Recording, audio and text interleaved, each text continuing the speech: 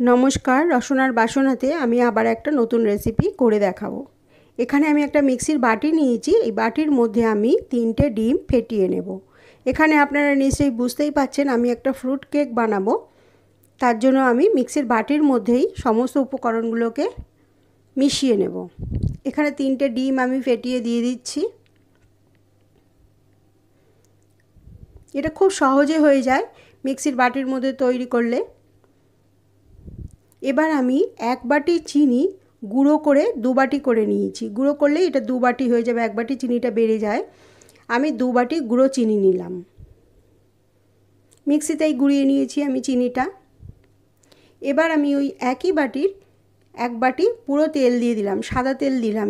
এখানে চাইলে আপনারা মাখন দিতে পারেন। এইভাবে আমার মিশ্রণটা তৈরি হয়েছে এরকম পাতলা। এবার আমি একটা বাটির মধ্যে ছাঁকনি দিয়ে নিলাম, তার মধ্যে আমি ময়দাটা ছেঁকে নেব। এক বাটি ওই একই বাটি যে বাটি চিনি নিয়েছিলাম তেল নিয়েছিলাম সেই একই বাটির আমি এক বাটি ময়দা দিলাম, আরও এক বাটি ময়দা দিলাম, মোট দু বাটি ময়দা দিলাম। এবার এর মধ্যে এক চামচ আমি বেকিং পাউডার দিয়ে দিলাম। দিয়ে এই মিশ্রণটাকে আমি ভালোভাবে চেলে নেব। এভাবে চেলে নেবেন আপনারা, তাহলে কেকটা খুব ভালো হবে। আর যদি কোনো ময়দায় পোকা থাকে তাহলেও সেটা বেরিয়ে যাবে। এভাবে চেলে নেবেন একবার। এবার যে ডিম তেল আর চিনির মিশ্রণটা বানিয়ে রেখেছিলাম সেটা পুরোটাই দিয়ে দিলাম। যদি দেখেন যে এই মিশ্রণটাতেও আপনাদের ময়দাটা ভালোভাবে মাখা হলো না, টাইট হয়ে গেছে, তাহলে সেখানে আপনারা লিকুইড দুধ ব্যবহার করতে পারেন। আমি এটাকে ভালোভাবে মিশিয়ে দিচ্ছি।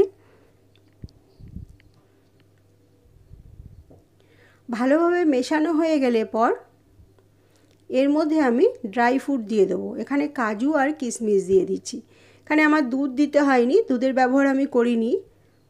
ডিম আর তেলের মিশ্রণেই হয়ে গেছে পুরোটা। এই রকম ঠিক ব্যাটারটা হবে।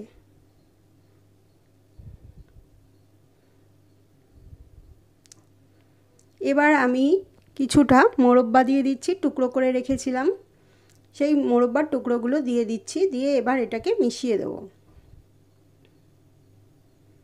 আর দিচ্ছি টুটি ফুটি। টুটি ফুটি ছিল আমার কাছে সবুজ রঙের, সেইটাও আমি দিয়ে দিচ্ছি। এই টুটি ফুটিটা আমার বাড়িতে বানানো।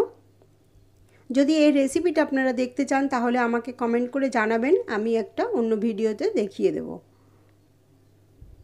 এবার আমার কাছে কিছুটা বেরি ছিল, সেই ড্রাই বেরিগুলো আমি দিয়ে দিচ্ছি। দিয়ে ভালোভাবে মিশিয়ে নেব যাতে সমস্তটাই মিশে যায়। এবার আমি একটা কেকটা যেটায় বসাবো সেই টিনটা নিয়ে নিয়েছি। নিয়ে এর নিচে একটা আমি সমান করে কাগজ কেটে দিয়ে দিচ্ছি। দিয়ে এবার কাগজটার মধ্যে আমি একটু তেল মাখিয়ে দেব। পুরো টিনটাতেই তেল মাখিয়ে দেবো, তাহলে খুব সহজেই কেকটা বেরিয়ে আসবে। আমি এখানে সাদা তেলই ইউজ করছি।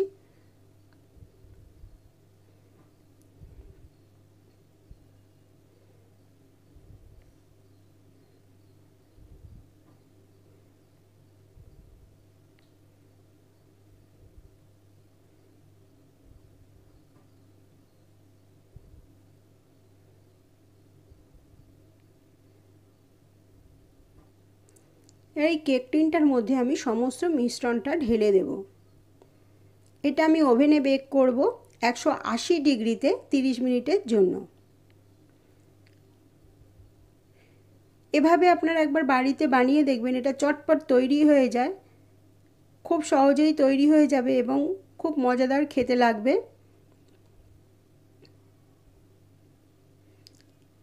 সমস্ত উপকরণটা আমি এর মধ্যে ঢেলে দিচ্ছি।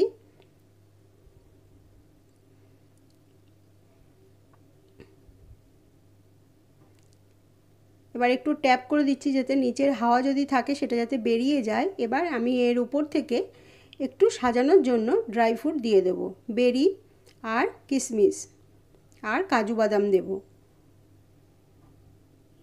এভাবে একবার আপনারা বাড়িতে বানিয়ে দেখবেন, এটা খুব অপূর্ব লাগবে। চায়ের সাথে বিকালে তো দারুণ লাগবে খেতে। যদি ভালো লাগে তাহলে একটা লাইক এবং সাবস্ক্রাইব করবেন। যারা এখনও আমার চ্যানেলটিকে সাবস্ক্রাইব করেননি তাদের অনুরোধ রইল সাবস্ক্রাইব করার জন্য। আর যারা করেছেন তাদের অসংখ্য ধন্যবাদ, আর যারা করেননি এখনও তাদের আগাম ধন্যবাদ। এবং আমার চ্যানেলটিকে বেশি বেশি করে শেয়ার করবেন।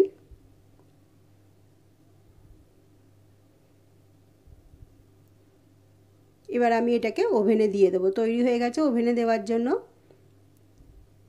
ঠিক 30 মিনিট পর দেখুন ঠিক এই রকম হয়েছে দেখতে।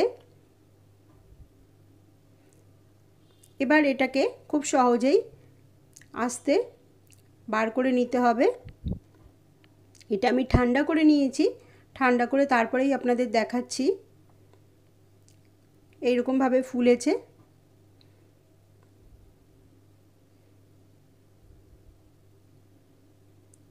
এবার আমি এটাকে উল্টে নিচ্ছি, উল্টেটাকে বার করে নেব আস্তে একটু ট্যাপ করে নিয়ে। দেখুন খুব নরম হয়েছে। একবার এভাবে বানিয়ে দেখবেন, যদি ভালো লাগে তাহলে আমাকে কমেন্ট করে জানাবেন। তৈরি হয়ে গেল ফ্রুট কেক।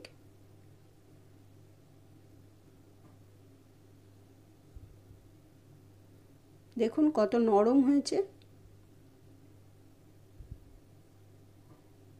এবার আমি একটা পিস কেটে নেব। খুব নরম হয়েছে।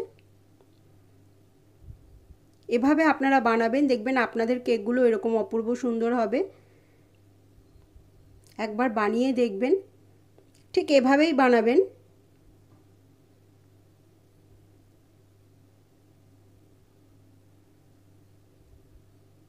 তৈরি হয়ে গেল আমার ফ্রুট কেক।